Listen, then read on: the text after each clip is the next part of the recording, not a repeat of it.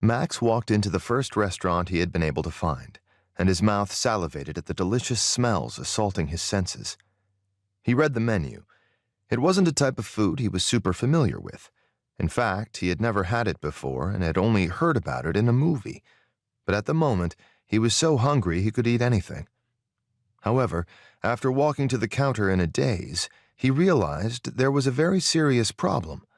Since he had come to Earth in all of the same equipment that he had had on in the Quartet and had not switched out to his old body, he had no Earth money on him. The realization made him stop moving and just stand still, staring at the sign with pictures of delicious sandwiches and plates with chicken and rice.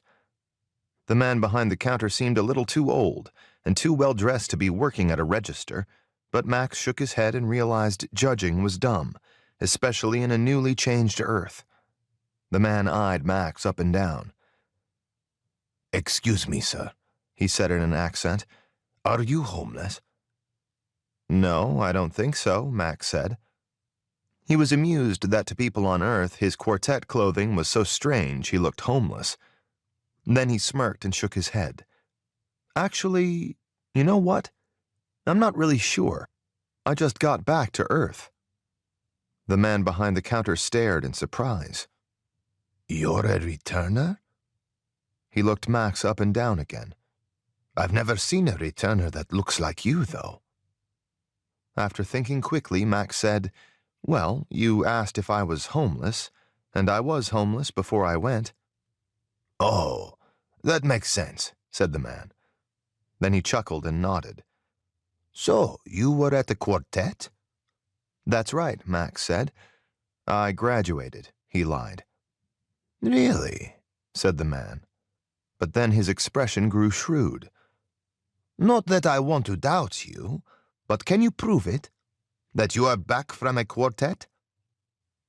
Max thought for a moment and realized with a sinking feeling that most of his abilities didn't really have any flashy ways to show off, at least not the way Max used them.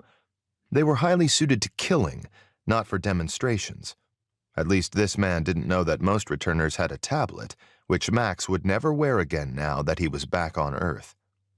Finally, he just shrugged and thought, "Slick, can you come out, please?" The little spirit responded with an excited affirmative, and as Max held his hand up flat at chest height, suddenly Slick was standing there, looking at the man behind the counter. Since Slick had manifested to the senses of everybody in the vicinity, the stranger was able to see the spirit nonchalantly standing on Max's hand. The man's eyes looked like they were going to bug out of his head. "Is that a monster?"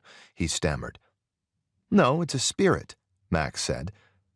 Then, with a suggestion and a nudge to Slick, the spirit vanished. Then he silently asked Lavinia to have her spirits manifest as an ectoplasmic golem, and it did exactly what Max had suggested before vanishing. Now the man truly looked like he had about hit his limit.